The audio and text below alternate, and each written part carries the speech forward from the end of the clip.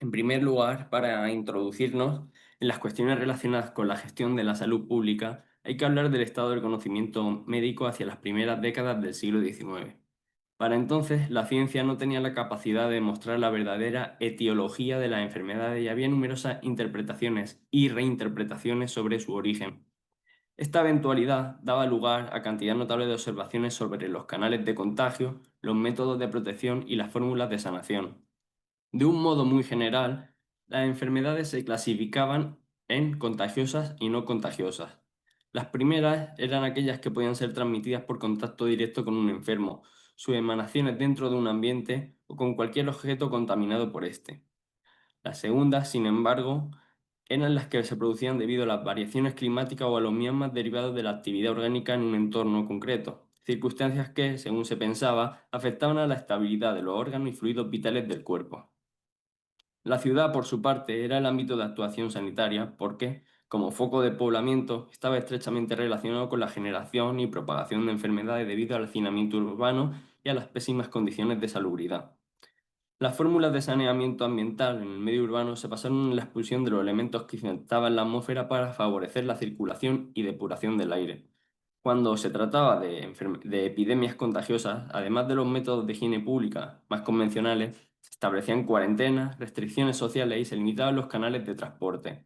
No obstante, el desarrollo de la fisiología desde principios del siglo XIX impulsó directrices basadas en la higiene individual y en la correcta nutrición para el cuidado personal de la salud. En segundo lugar, también es preciso aproximarnos al contexto económico y comercial de Cuba para comprender el desarrollo de acontecimientos que se presentan en esta comunicación. En palabras del historiador cubano Manuel Moreno Fraginás, abro cita, la década ominosa fue el último momento de esplendor de la sacarocracia criolla, cierro cita.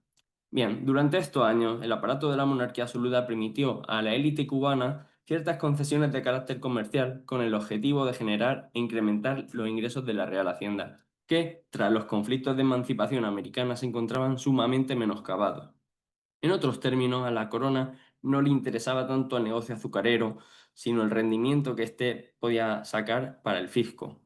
Con todo, el conde de Villanueva, que ejercía de intendente de la Real Hacienda, intentó equilibrar siempre los intereses azucareros y los ingresos de la monarquía, rebajando ciertos impuestos a la exportación de azúcar en un contexto de aumento de la presión fiscal. En cuanto a los géneros de exportación, hay que decir que Cuba era una economía especializada en la producción de azúcar, mercancía que en el siglo XIX encabezó en el primer lugar en la balanza de comercio mundial. De hecho, en estas primeras décadas de la centuria decimonónica, Cuba despunta por tener una tasa de crecimiento ligeramente alta, aun cuando la tendencia general descubría un incipiente periodo de contracción de la economía. De la producción azucarera derivaban además ciertos productos que también fueron exportados, como las mieles o los aguardientes. Otros productos de gran relevancia en las exportaciones cubanas eran el tabaco y el café. Precisamente, según desarrolla el doctor Antonio Santamaría, abro cita, las rentas generadas por el café llegaron a igualar a las de azúcar en la década de 1820. Cierro cita. En fin, otros géneros de exportación de menor impacto fueron el cobre, la cera y las maderas preciosas. Por último, cabe referir los principales mercados de exportación de Cuba entre el periodo de 1815 y 1842, que fueron de mayor a menor Estados Unidos, España, Inglaterra, Alemania, Francia, Rusia y Países Bajos. Bien, entrando en materia, primero vamos a hablar sobre la etiología del dengue. El dengue es una enfermedad infecciosa aguda causada por uno de los cuatro serotipos del dengue virus, que pertenece a la familia Flaviviridae y al género Flavivirus. Se transmite por la picadura de mosquitos Aedes aegypti, el mismo que transmite la fiebre amarilla. La infección aparece unos 5 días después de la picadura del mosquito infectante y aunque generalmente tiene una incidencia baja en cuanto a mortalidad, presenta síntomas severos como la cefalea intensa, fiebre, dolores articulares y musculares, inflamación de ganglios linfáticos y erupciones cutáneas. En los casos más graves produce síntomas hemorrágicos en órganos vitales que pueden ocasionar la muerte. Obviamente, en la época no se conocía con exactitud la etiología de la enfermedad, pero las observaciones clínicas responsabilizaban a las variaciones climáticas de fomentar esta afección. El dengue es similar a la fiebre amarilla. De hecho, en Cuba fue muy regular la sucesión de episodios epidémicos de fiebre amarilla, destacando por su carácter de mortífero lo ocurrido en 1649 y 1761. Antes de la aparición del dengue en 1828, la fiebre amarilla era prácticamente endémica en la isla y brotaba con carácter epidémico cada varios años. Así, encontramos referencias temporalmente cercanas al dengue de fiebre amarilla en los años 1816, 1817, 1824 y 1827. La primera epidemia americana de dengue descrita clínicamente tuvo lugar en los meses de julio y agosto de 1780, en Filadelfia. Fue denominada como una epidemia remitente biliosa, conocida vulgarmente como rompehuesos. También fue importante por su morbilidad la aparecida en Perú durante los primeros meses de 1818. Sin embargo, en 1826 se registró una epidemia de dengue en las costas estadounidenses de Georgia, que dio paso a una oleada epidémica que duró 2 años. Desde entonces se abrió un periodo en el que la enfermedad se hizo presente en distintas ubicaciones de la región del Caribe. En 1827 hay noticias que informan sobre ciertos episodios epidémicos tanto en Veracruz como en Cartagena de Indias. Pero sin duda, donde más incidencia tiene la epidemia es en las Antillas Menores.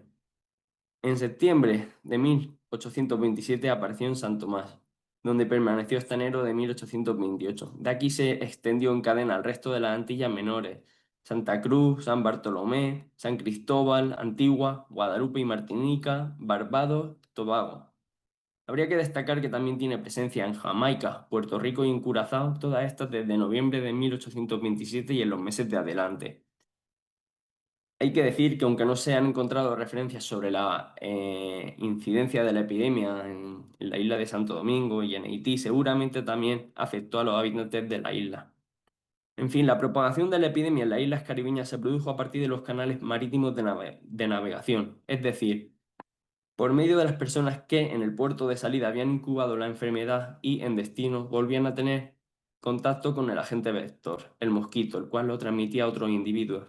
A Cuba, y precisamente a La Habana, llegó por esta vía. Concretamente aparece entre marzo y abril de 1828 tras la llegada del comandante general de Marina Ángel Labordé, que procedía de América del Sur y había hecho escala en la isla de Curazao, donde el influjo del dengue estaba candente.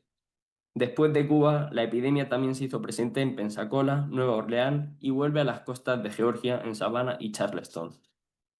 Aquí finaliza el registro documentado de este episodio epidémico, el cual pues, tuvo una especial incidencia en la región del Caribe. Antes de entrar en el análisis, es preciso conocer qué instituciones locales estaban dedicadas a la gestión de la salud pública. En el entramado institucional de las ciudades hispanoamericanas fueron dos las corporaciones encargadas de administrar la salud pública: el Cabildo y el Protomedicato.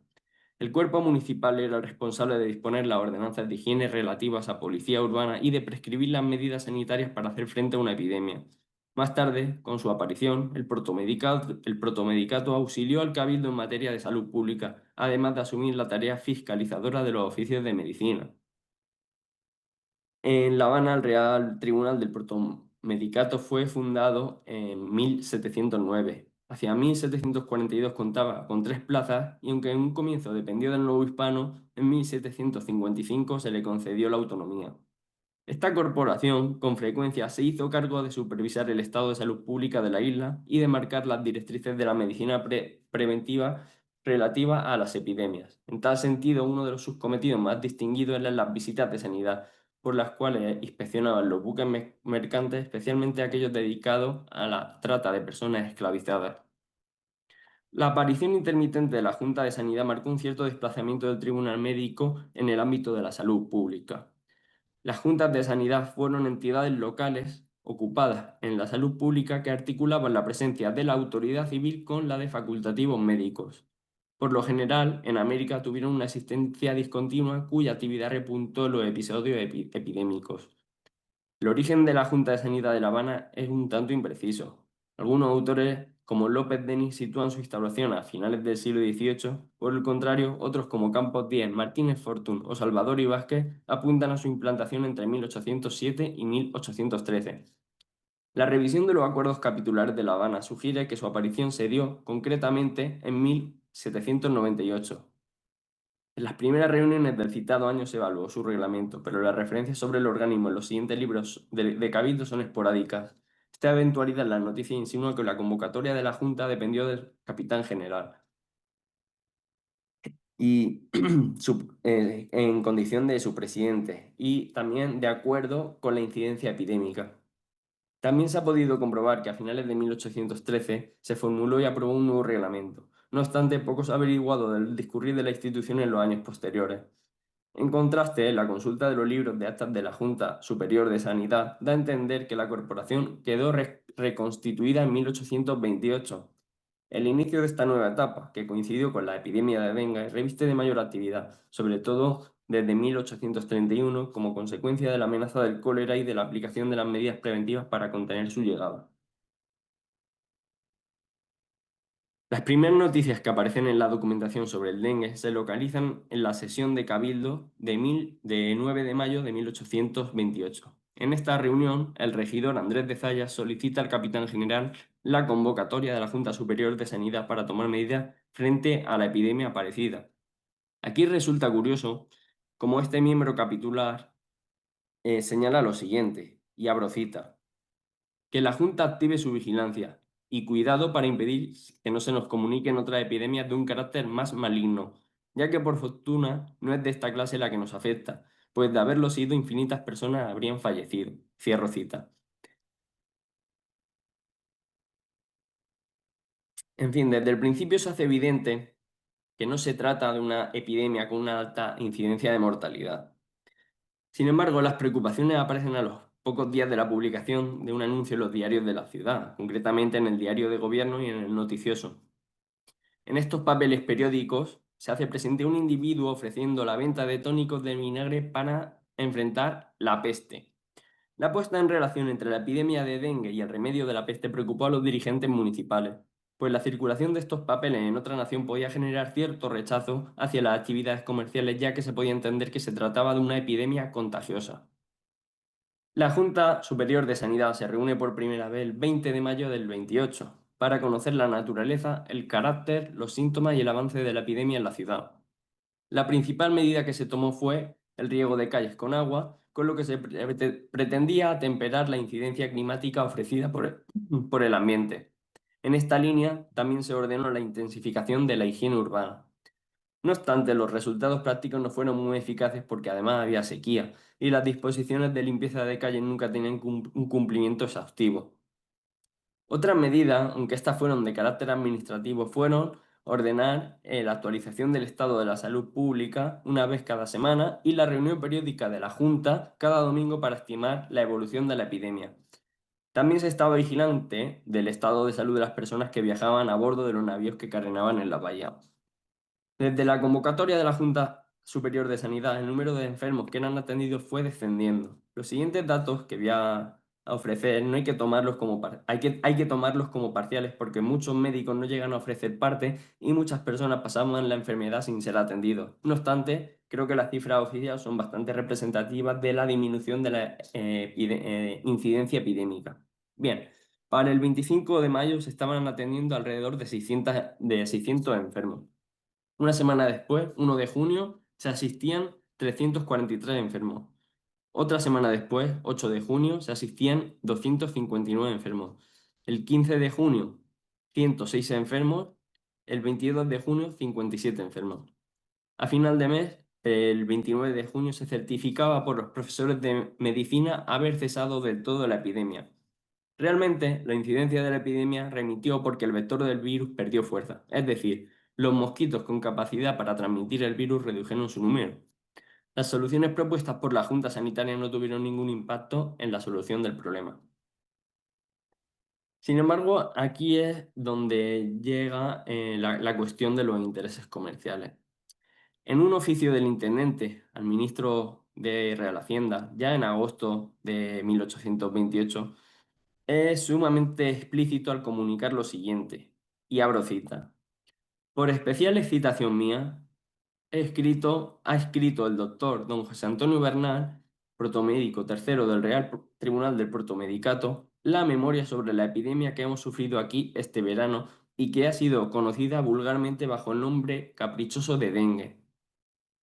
El autor explica la naturaleza y causas de la enfermedad y prueba que, aunque puede caracterizarse de epidémica por la generalidad con que atacó a todas las clases, edades y sexos, no ha sido ni puede ser considerada como contagiosa.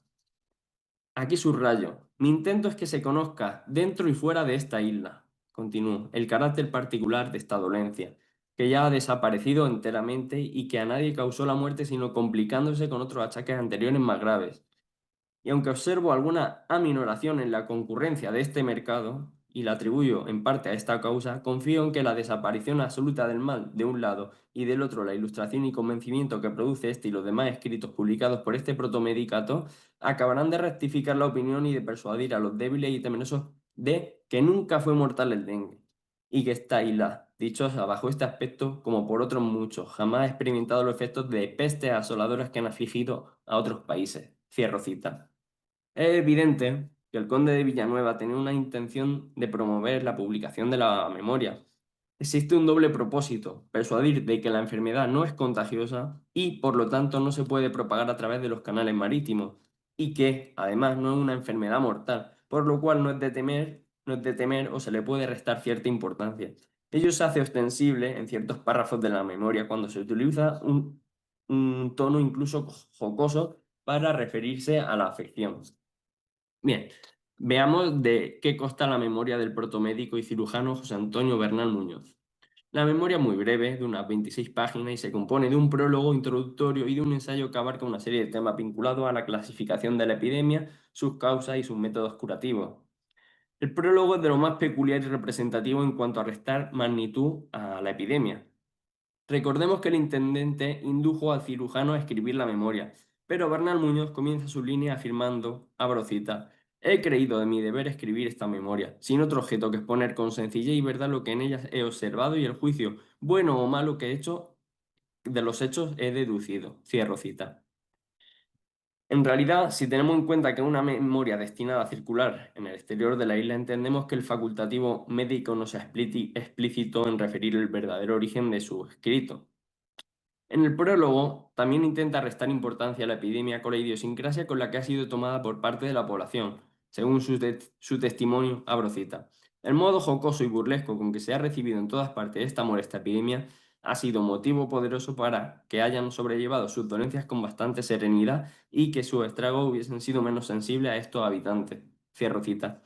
Por ello, incita a la necesidad de mantener el ánimo alegre porque, abro de nuevo cita, el sistema nervioso goza en alto grado de sus propiedades vitales y da a los otros sistemas que viven por él la fuerza necesaria para oponer a cualquier causa morbosa que ataque la naturaleza humana. Cierro cita. Una cuestión aparentemente muy sencilla y un enfoque que hace disminuir la gravedad del asunto. Otra materia que señala para minimizar el impacto de la enfermedad es confesar que los médicos de la ciudad convinieron unánimes en administrar planes de curación de, abro cita, remedios comunes y conocidos en las casas, manifestando de ese modo que no debía temerse la enfermedad epidémica. Cierro cita. Asimismo, menciona el auxilio comunitario entre los vecinos como una forma de asegurar que no había transmisión del dengue de un individuo enfermo a un individuo sano. Por último, concluye suavizando la sintomatología, sosteniendo que, y abro cita de nuevo, los dolores que los más han sufrido después de la fiebre se han sobrellevado entre el quejido y la risa, pues el impedido de los brazos se consolaba con ver al cojo auxiliado de un bastón. Estos, al que apenas podían dar por la rigidez de sus miembros. Allí se presentaba uno con un dedo inmóvil o las manos entreabiertas, allá otro con el cuello entelerido y sin movimiento en la cabeza, no pocos dando un quejido para levantarse cuando estaban sentados, etc. De aquí resultaba que, burlándose mutuamente sin desprecio de la humanidad, han soportado sus padecimientos más o menos tiempo, con un espíritu tranquilo y una alegría impropia en el padecer. Felicidad, sin duda, en una epidemia que no ha perdonado sexo, edad ni estado diferente en que ha encontrado la naturaleza humana. Cierro cita.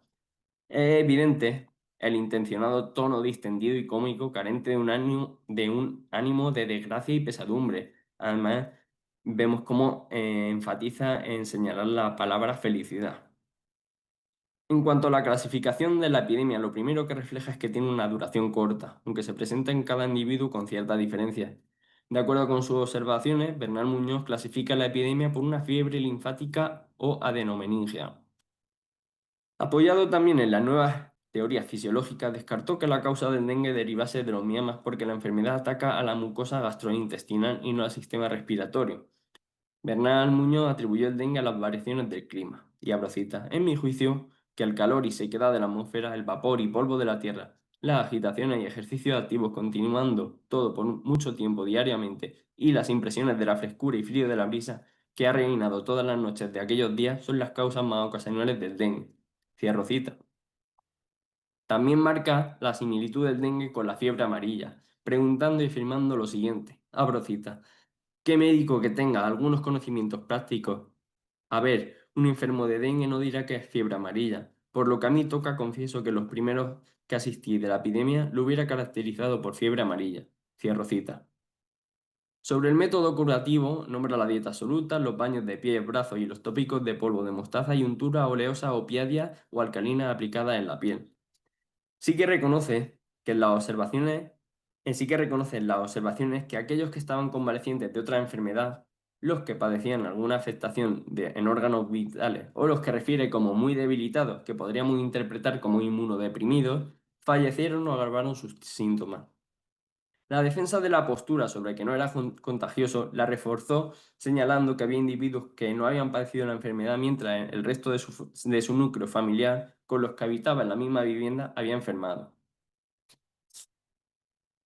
En cierto modo, la dinámica epidémica del dengue y el intento por serenar lo antes posible el entorno comercial tuvo repercusiones en acontecimientos futuros. En 1829 se desató un brote epidémico de cólera que se propagó al Imperio ruso y posteriormente a Europa.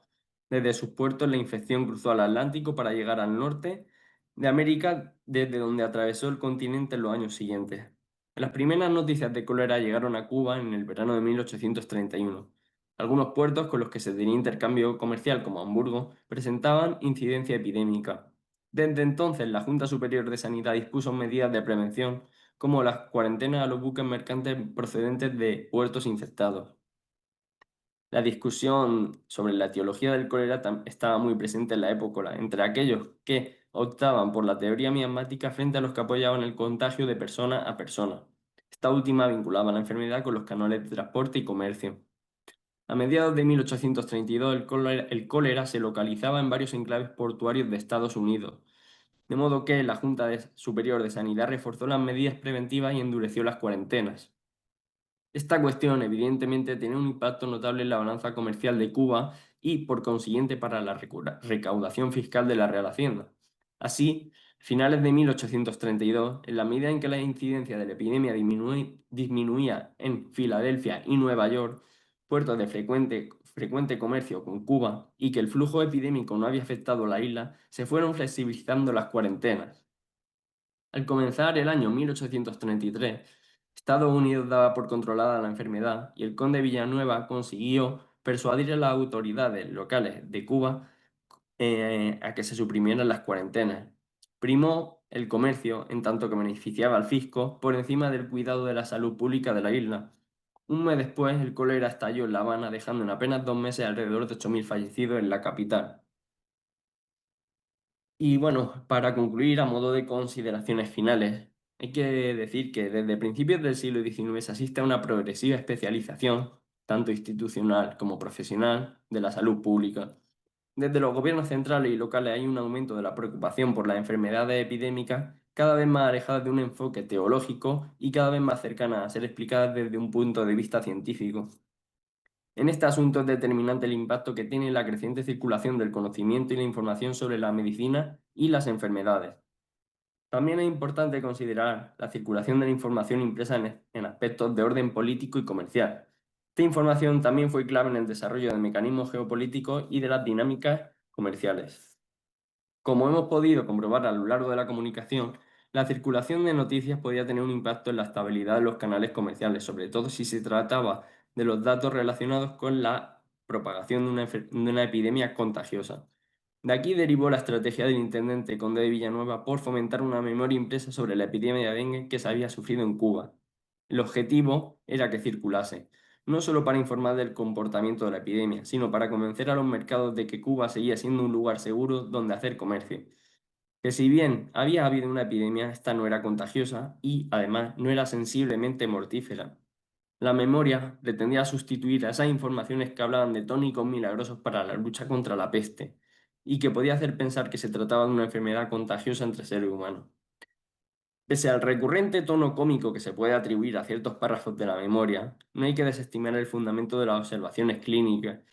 Aun cuando se desconocía la etiología del dengue, el doctor Bernal Muñoz estuvo muy acertado en clasificar la enfermedad de no contagiosa por contacto humano. Por último, a través de esta cuestión se pone de relieve la importancia del dictamen médico a la hora de tomar decisiones desde los gobiernos. A medida que avanza el siglo XIX, esta posición se hace más ostensible, favoreciendo la creación de nuevos puestos y nuevas instituciones vinculadas al cuidado de la salud pública y la especialización de esta rama médica. Sin más, pues muchas gracias por vuestra atención y quedo atento a vuestras observaciones y preguntas.